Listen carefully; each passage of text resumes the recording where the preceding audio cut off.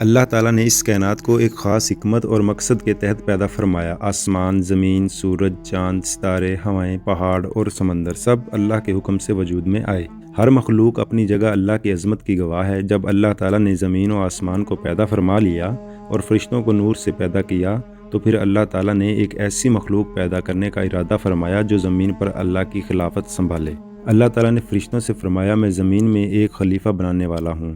یہ سن کر فرشتوں نے ادب سے عرض کیا، اے اللہ، کیا آپ ایسی مخلوق کو پیدا کریں گے جو زمین میں فساد کرے گی اور خون بہائے گی، جبکہ ہم تیری حمد کے ساتھ تسبیح کرتے ہیں اور تیری پاکی بیان کرتے ہیں؟ اللہ تعالیٰ نے فرمایا، میں وہ جانتا ہوں جو تم نہیں جانتے۔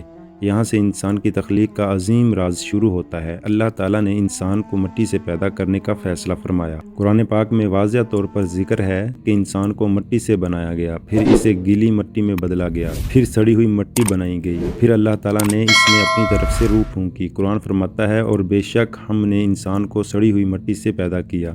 اللہ تعالیٰ نے زمین کے مختلف حصوں سے مٹی لی، اسی لیے انسانوں کے رنگ، مزاج، عادتیں اور طبیعتیں مختلف ہیں۔ کوئی نرم دل ہے، کوئی سخت، کوئی صابر ہے، کوئی جلد باز، کوئی غریب ہے، کوئی امیر۔ یہ سب اسی مٹی کی مختلف اقسام کی وجہ سے ہے۔ اللہ تعالیٰ نے اس مٹی سے ایک حسین پیکر بنایا جو دیکھنے میں تو انسان جیسا تھا، مگر اس میں ابھی جان نہیں تھی۔ یہ جسم جنت کے ایک حصے میں رکھا گیا۔ فرشتے اسے دیکھتے تھے اور حیران ہوتے تھے کہ یہ کیسی مخلوق ہے۔ شیطان بھی اس جسم کے پاس آتا اور اس کے گرد گھوم کر دیکھتا اور کہتا، اگر مجھے اس پر اختیار ملا تو میں اسے بہکا دوں گا۔ یہی وہ لمحہ تھا جہاں سے انسان اور شیطان کی دشمنی کا آغاز ہوا۔ اللہ تعالیٰ نے فرمایا کہ جب میں اس میں اپنی روح پھونک دوں تو تم سب اس کے سامنے سجدے میں گر جانا۔ یہ انسان کی عزت، مقام اور عظمت کا اعلان تھا، یہ بتانے کے لیے کہ انسان محض مٹی نہیں بلکہ اللہ کی خاص تخلیق ہے۔ جب اللہ تعالیٰ نے حضرت آدم علیہ السلام کا جسم مٹی سے مکمل فرما لیا تو وہ جسم بے جان تھا، نہ اس میں حرکت تھی، نہ احساس، نہ شعور۔ وہ اللہ کی قدرت کا ایک حسین نمونہ تھا، مگر ابھی اس میں زندگی نہیں ڈالی گئی تھی۔ پھر وہ وقت آیا جب اللہ تعالیٰ نے اپنی مشیت سے اس جسم میں روح پھونکنے کا فیصلہ فرمایا۔ اللہ تعالیٰ فرماتا ہے، پھر میں نے اس میں اپنی طرف سے روح پھونکی۔ جیسے ہی اللہ تعالیٰ نے حضرت آدم علیہ السلام میں روح پھونکی، سب سے پہلے روح سر کی طرف پہنچی، پھر آنکھوں میں گئی۔ حضرت آدم علیہ السلام نے آنکھیں کھولیں تو سب سے پہلے جنت کی روشنی دیکھی۔ پھر روح ناک تک پہنچی تو حضرت آدم علیہ السلام کو چھینک آئی۔ انہوں نے فوراً کہا، الحمدللہ۔ اللہ تعالیٰ نے فرمایا، یرحمک اللہ، اللہ تم پر رحم فرمائے۔ یہی وہ لمحہ تھا جب انسان نے پہلی بار اللہ کی حمد کی اور اللہ نے اس کا جواب رحمت سے دیا۔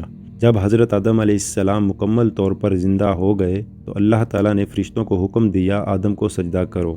یہ سجدہ عبادت کا نہیں تھا بلکہ تعظیم اور احترام کا سجدہ تھا۔ تمام فرشتے فوراً سجدے میں گر گئے۔ قرآن کہتا ہے، پس سب فرشتوں نے سجدہ کیا سوائے ابلیس کے۔ ابلیس جنوں میں سے تھا، وہ پہلے فرشتوں کے ساتھ عبادت کیا کرتا تھا، مگر جب سجدے کا حکم آیا تو اس کے دل میں تکبر بھر گیا۔ اس نے کہا، میں اس سے بہتر ہوں، تو نے مجھے آگ سے پیدا کیا اور اسے مٹی سے۔ یہ پہلا تکبر تھا، یہ پہلا غرور تھا، اور یہی وہ گناہ تھا جس نے ابلیس کو ہمیشہ کے لیے مردود بنا دیا۔ اللہ تعالیٰ نے فرمایا، تو یہاں سے نکل جا، تو مردود ہے۔ ابلیس نے مہلت مانگی اور کہا، اے اللہ، مجھے قیامت تک کی مہلت دے دے، میں انسانوں کو گمراہ کر کے دکھاؤں گا۔ اللہ تعالیٰ نے فرمایا، تجھے مہلت دی جاتی ہے، مگر میرے نیک بندوں پر تیرا کوئی زور نہیں چلے گا۔ اسی لمحے اللہ تعالیٰ نے یہ واضح فرما دیا کہ انسان اشرف المخلوقات ہے۔ فرشتے بھی اس کے احترام میں جھکے، مگر شیطان تکبر کی وجہ سے ذلیل ہو گیا۔ یہی وجہ ہے کہ اسلام میں تکبر سب سے بڑا گناہ ہے اور عاجزی سب سے بڑی نیکی۔ جب اللہ تعالیٰ نے حضرت آدم علیہ السلام کو پیدا فرما دیا اور فرشتوں کو سجدہ کرنے کا حکم دیا جا چکا تھا تو اب اللہ تعالیٰ نے ایک اور عظیم شان ظاہر فرمائی۔ یہ شان تھی علم کی عظمت۔ اللہ تعالیٰ نے حضرت آدم علیہ السلام کو ایسی خاص نعمت عطا فرمائی جو فرشتوں کو بھی حاصل نہ تھی۔ قرآن پاک میں اللہ فرماتا ہے، اور اللہ نے آدم کو تمام چیزوں کے نام سکھا دیے، یعنی چیزوں کے نام، ان کی حقیقت اور ان کا فائدہ، ان کا استعمال، یہ سب علم اللہ نے حضرت آدم علیہ السلام کو سکھایا۔ یہ وہ علم تھا جس کے ذریعے انسان کو باقی مخلوق پر فضیلت دی گئی۔ پھر اللہ تعالیٰ نے وہ تمام چیزیں فرشتوں کے سامنے پیش کیں اور فرمایا، اگر تم سچے ہو تو ان چیزوں کے نام بتاؤ۔ فرشتے عاجزی سے بولے، اے اللہ، ہمیں تو وہی علم ہے جو تو نے ہمیں سکھایا ہے، بے شک تو ہی سب کچھ جاننے والا ہے۔ یہ سن کر اللہ تعالیٰ نے حضرت آدم علیہ السلام سے فرمایا، اے آدم، تم انہیں ان چیزوں کے نام بتاؤ۔ حضرت آدم علیہ السلام نے ایک ایک چیز کا نام اور اس کا مقصد بیان کر دیا۔ یہ دیکھ کر فرشتوں کو معلوم ہو گیا کہ انسان کو جو مقام ملا ہے وہ علم کی وجہ سے ہے۔ اللہ تعالیٰ نے فرمایا، کیا میں نے تم سے نہیں کہا تھا کہ میں آسمانوں اور زمین کے پوشیدہ باتیں جانتا ہوں؟ یہاں سے حقیقت واضح ہو گئی کہ عبادت کے ساتھ علم ضروری ہے۔ علم کے بغیر عبادت مکمل نہیں۔ انسان کی اصل عزت علم میں ہے، اسی لیے اسلام نے علم حاصل کرنا فرض قرار دیا ہے۔ اس کے بعد اللہ تعالیٰ نے حضرت آدم علیہ السلام کو جنت میں داخل فرمایا اور ان سے فرمایا، اے آدم، تم اور تمہاری بیوی جنت میں رہو اور جہاں سے چاہو کھاؤ، لیکن اس ایک درخت کے قریب نہ جانا۔ یہ اللہ کی طرف سے آزمائش تھی۔ ہر نعمت کے ساتھ ایک حد ہوتی ہے اور اسی حد کو ماننے کا نام اطاعت ہے۔ شیطان جو پہلے ہی دشمن بن چکا تھا، اب آدم علیہ السلام کو بہکانے کے لیے تیار ہو گیا۔ اس نے دل میں کہا، میں انہیں ایسی جگہ سے وار کروں گا جہاں سے یہ سوچ بھی نہ سکیں گے، اور یوں انسان کی زندگی کا سب سے بڑا امتحان شروع ہوا۔ جب حضرت آدم علیہ السلام اور حضرت حوا علیہ السلام جنت میں رہنے لگے تو اللہ تعالیٰ نے انہیں ہر نعمت عطا فرمائی۔ جنت میں نہ بھوک تھی، نہ پیاس، نہ غم، نہ بیماری، نہ موت۔ اللہ تعالیٰ نے صرف ایک درخت کے بارے میں فرمایا، اس درخت کے قریب نہ جانا ورنہ تم ظالموں میں شامل ہو جاؤ گے۔ یہ درخت اصل میں آزمائش تھا، کیونکہ اللہ نے انسان کو اختیار دیا ہے، فرشتہ نہیں بنایا۔ شیطان جو پہلے ہی انسان کا دشمن بن چکا تھا، اس نے حضرت آدم علیہ السلام اور حضرت حوا علیہ السلام کو بہکانے کا منصوبہ بنایا۔ قرآن میں آتا ہے، شیطان نے ان دونوں کو بہکایا تاکہ وہ چیز ظاہر ہو جائے جو اس سے چھپی ہوئی تھی۔ قرآن میں آتا ہے، شیطان نے ان دونوں کو بہکایا تاکہ وہ چیز ظاہر ہو جائے جو ان سے چھپی ہوئی تھی۔ شیطان نے ان سے کہا، یہ درخت ہمیشہ کی زندگی کا ہے، اسے کھا لو تو تم کبھی بوڑھے نہ ہوں گے، تم فرشتے بن جاؤ گے، اور قسمیں کھا کر کہا، میں تمہارا خیر خواہ ہوں۔ یہی شیطان کی سب سے بڑی چال تھی، جھوٹی قسم اور جھوٹا خیر خواہ بن جانا۔ حضرت آدم علیہ السلام اور حضرت حوا علیہ السلام نے دانستہ بغاوت نہیں کی، بلکہ بھول اور دھوکے میں آ گئے۔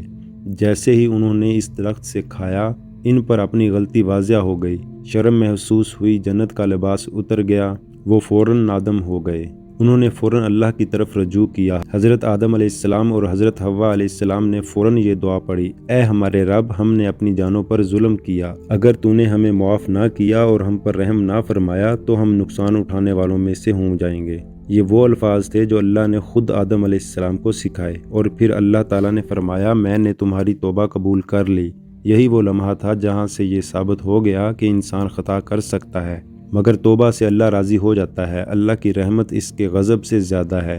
پھر اللہ تعالیٰ نے فرمایا، اب تم سب زمین پر اتر جاؤ، وہاں تمہاری زندگی ہوگی، وہاں تمہارا امتحان ہوگا، اور وہیں تمہیں لوٹ کر آنا ہے۔ جب میری طرف سے ہدایت آئے، جو اس پر چلے گا وہ نہ گمراہ ہوگا اور نہ بدبخت ہوگا۔